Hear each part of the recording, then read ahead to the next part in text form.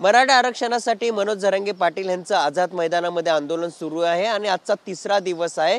कारण की एकीकडे जर बघितलं मराठा बांधव हे मुंबई शहरात आले आहेत आणि दुसरीकडे जर बघितलं ॲडव्होकेट गुणरत्न सदावर्ते यांच्या निवासस्थानी बाहेर पोलिसांचा मोठा बंदोबस्त पुन्हा एकदा पाहायला मिळत आहे। कारण की क्रिस्टल टावर जर आपण बघितलं या ठिकाणी क्रिस्टल टावर आहे आणि या टावरमध्ये गुणरत्न सदावर्ते हे राहतात आणि त्यांच्या घराबाहेर आता मोठा पोलिसांचा बंदोबस्त पाहायला मिळत आहे। पोलिसांच्या 2 गाड्या या ठिकाणी तैनात करण्यात आल्या आहे। कारण की गुणरत्न सदावर्ते यांनी एक उच्च न्यायालयामध्ये याचिका दाखल केली होती, ती म्हणजे मनोज जरांगे पाटील यांना आझाद मैदानामध्ये आंदोलनाची परवानगी न देण्यासाठी त्यांनी याचिका दाखल केली होती आणि त्याच याचिकानंतर आता पोलिसांचा बंदोबस्त मोठ्या प्रमाणात तैनात करण्यात आलाय। कारण की मराठा बांधव हे आक्रमक झाले होते आणि त्याच अनुषंगाने म्हणजे कोणताही प्रकार अनुचित प्रकार घडू नये यासाठीच आता गुणरत्न सदावर्ते यांच्या घराबाहेर मोठा पोलिसांचा बंदोबस्त पुन्हा एकदा तैनात करण्यात आलाय। कारण की गुणरत्न सदावर्ते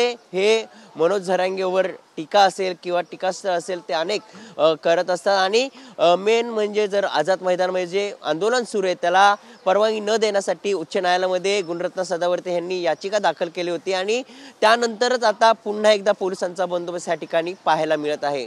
कॅमेरामन कमलेश डोंगरेसह मयूर जाधव, TV9 मराठी, मुंबई।